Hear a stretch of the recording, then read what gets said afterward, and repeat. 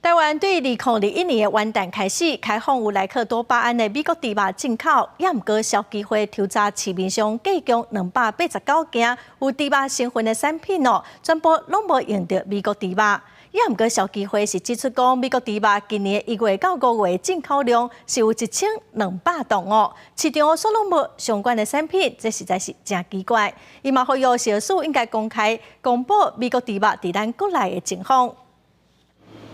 台湾开放含有莱克多巴胺猪肉进口已经超过2年。根据卫福部小数统计，敢若今年1月到5月为美国进口猪肉到1204吨，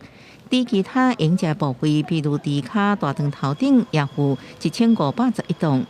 暗过消基会上新的调查所发现，市面上找无美猪进口的产品，到底这美国猪肉流向倒位呢？政府都要出来讲清楚。它明明是这一个使用的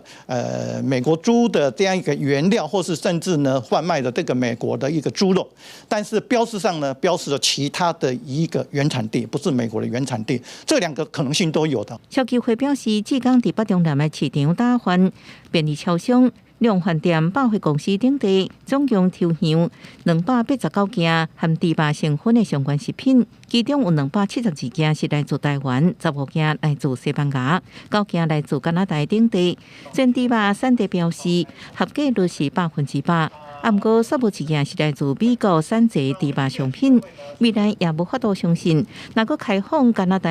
全牛龄牛肉进口了后，政府用周全将新产品来揭露。标示不清楚，然后我们政府又没有去加强一个查缉或查核的这样一个工作的话，我们担心呢，这样子的一个所谓的标示，那是不是呢形同虚设一样？消基会呼吁政府小数爱积极确保食品进口的资讯透明度，来满足消费者对食品的合理关注和信心。另外，政府也应该定时公布查厂报告、风险评估报告等，确保进口产品的安全性，来建立消费者对食品安全的信心。记者综合报道。